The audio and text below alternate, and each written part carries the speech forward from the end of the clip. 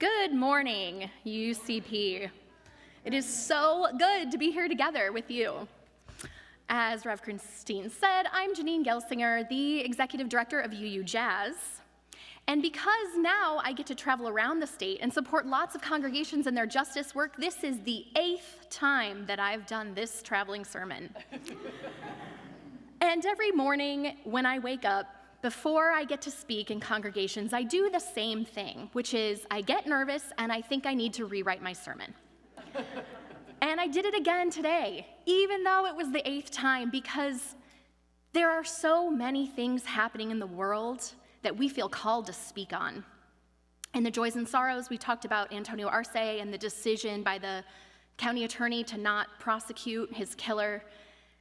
There are so many things that I feel called to speak on, and with you in this community, it felt a little silly to do a get-to-know-you sermon because there's so many of you that I know already. And so I did the thing where I thought about rewriting my sermon again, but then I put on my pin that I wear every time I preach, and it says, "Move at the speed of trust." It's a quote by Adrienne Marie Brown. And I remember that the most important thing when we organize before we begin is to move at the speed of trust, is to build trust between each other. Because just because I know many of you in other ways doesn't mean that we've built a relationship in this new capacity, in this new role. And so I decided I'm going to do the same trust-building sermon because this is a start of a new relationship that we have together, one where we're able to work together for justice in a different way. And when I think about trust building, what I know about that is something I learned from Brené Brown, another wise person I like to listen to, maybe you do too. And that is that trust doesn't come from me holding up my resume and telling you all the wonderful things that I've done and why you should trust me. And trust doesn't come from me pointing at previous relationships we've had in different contexts and saying, "See, it's me, don't you trust me?" Trust comes from vulnerability. And so today, I thought, if I'm able to be a little bit vulnerable with you, to talk to you a little bit about my story and how I got to where I am now, that then maybe you'd in turn be vulnerable with me. And we can build trust together, because anywhere we go together, any work that we do together, any organizing that we do together cannot be done without trust, cannot be done if we're not all going together. So I'm going to tell you a little story. And that starts with being born right here nearby in Scottsdale, Arizona, to a white, wealthy, Catholic, Republican family. And we weren't Catholic with a small c, Christmas, Easter Catholics. We were Catholic with a big C. We were very involved in the church. In fact, my mom taught Sunday school classes, and from the time I was 10, I co-taught the classes with her. I actually wrote the curriculum and the lesson plans. Don't tell my mom that I told you that. I was a bit of a precocious kid. In fact, I was so involved with the church that when I became a teenager, I was voted Youth of the Year of the Phoenix Catholic Diocese. I know, hold your applause, you're very impressed by that.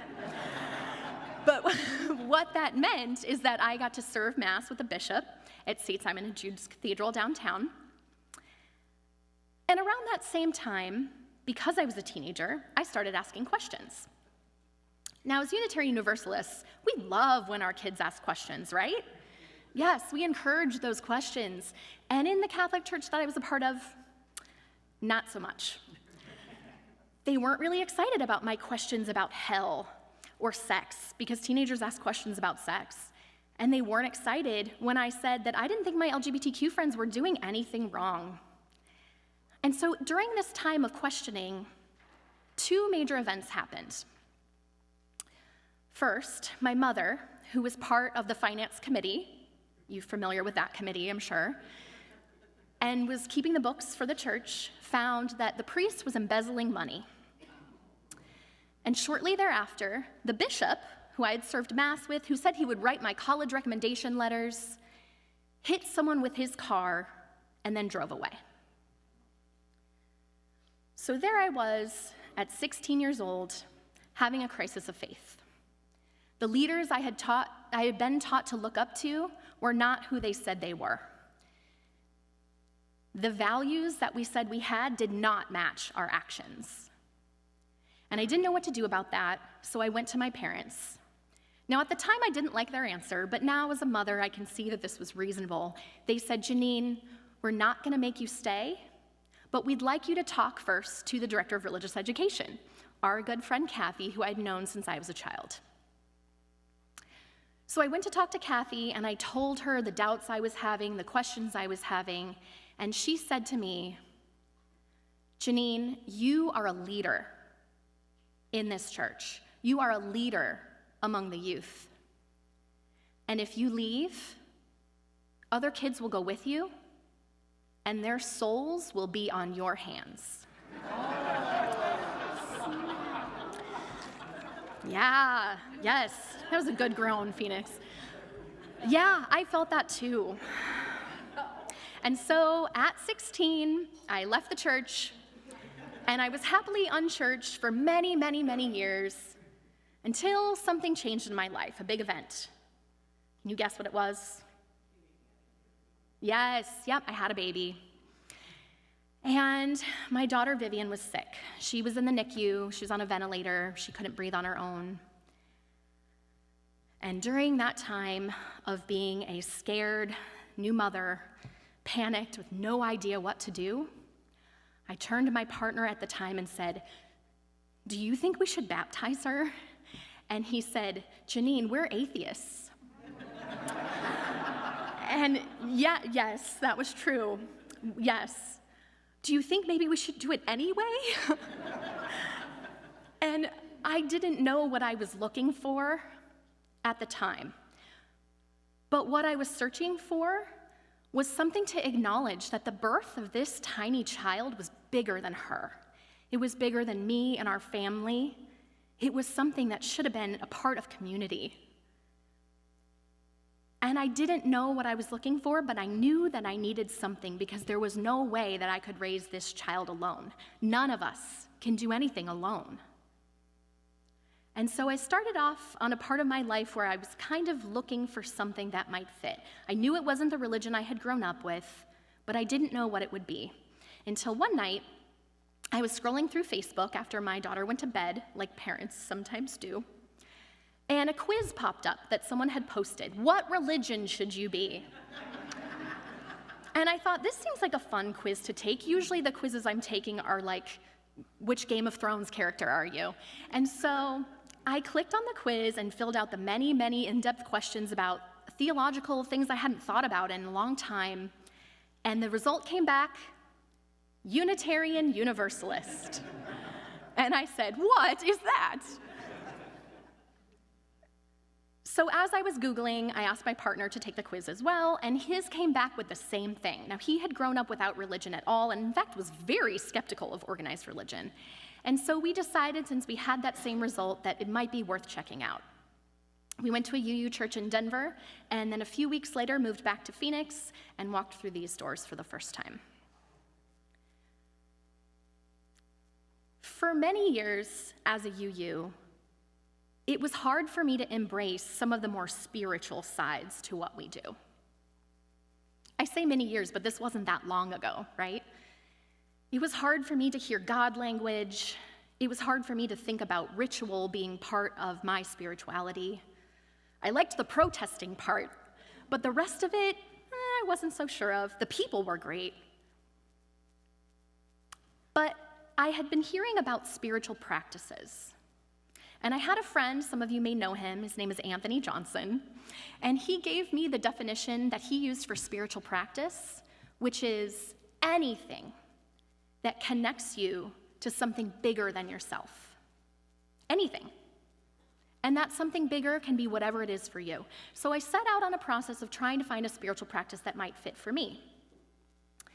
The first thing I had heard about was how a lot of people use nature practices as part of their spiritual practice, like walking in the garden or gardening or hiking.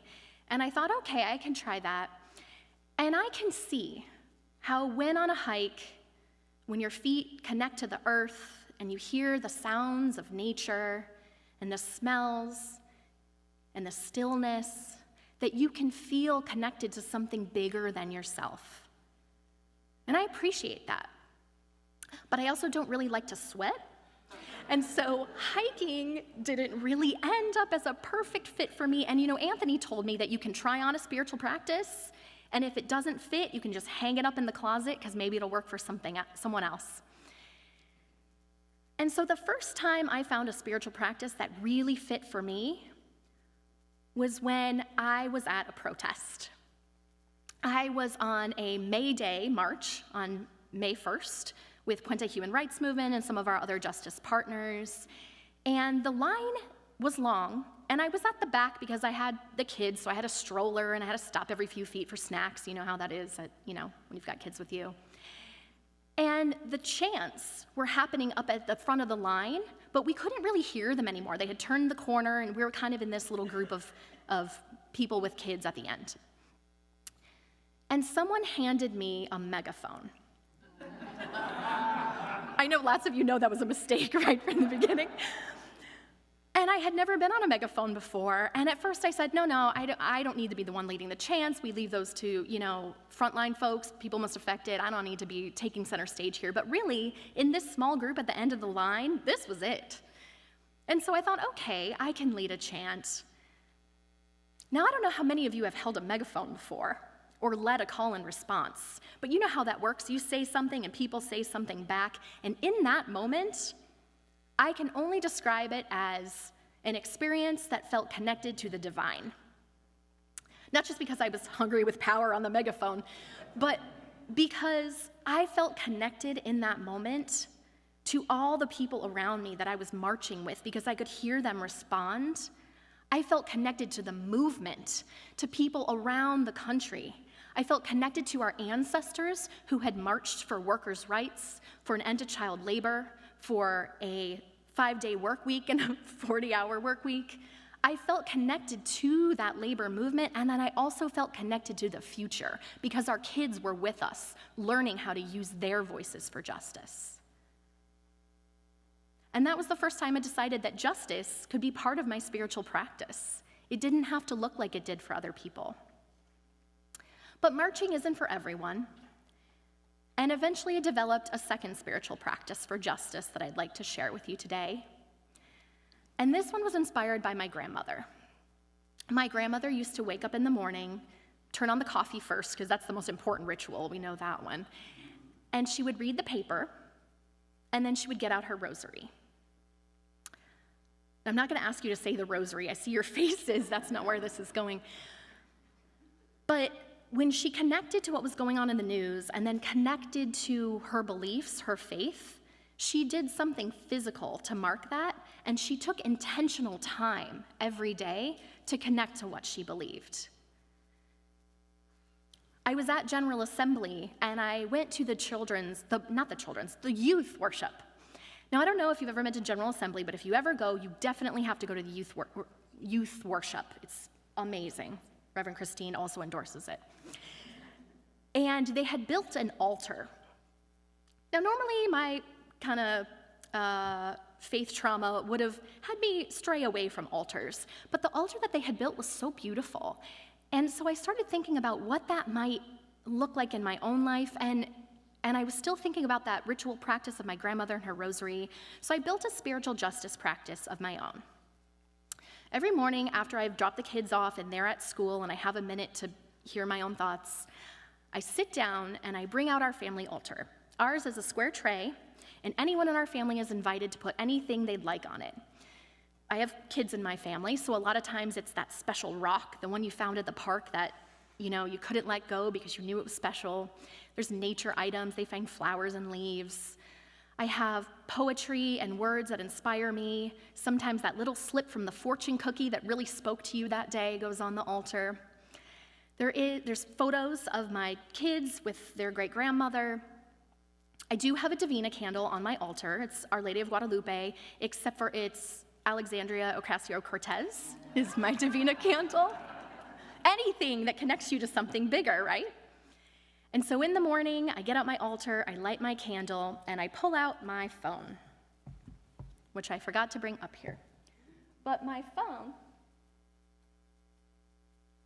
phone has a sticker on the back that says, "This is my spiritual practice," because what I do next is take that set aside maybe 3 to 5 minutes, and I make the phone call, sign the petition, do the one action that day that is tangible, physical, something I've acted on to connect my actions to my values.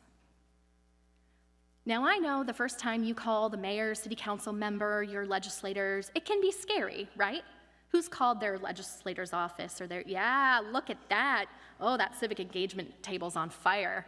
They've got you all. And it can be a little bit scary. I get nervous sometimes ordering pizza, so I'm not great on the phone. I prefer texting. This is what you get with a millennial in your pulpit. But the more you do it, the easier it gets, right? And so what I've learned from making these phone calls and voicing my values is that when we call as UUs, we're usually in the minority for the issue of what we're calling about. For example, I call Greg Stanton. He's my legislator where I live in Phoenix. And his receptionist, Becca, because this is what happens when you call all the time as you get to know people, Becca tells me that when people call, she makes a tally mark, right? What issue are you calling about? What side are you on, right? It's as easy as that. And she tells me that for any issue I'm calling about, maybe it's immigration justice, border justice, end to MPP policy, that I am on the side with a lot less tally marks. Because we are not as organized as people who believe differently than we are.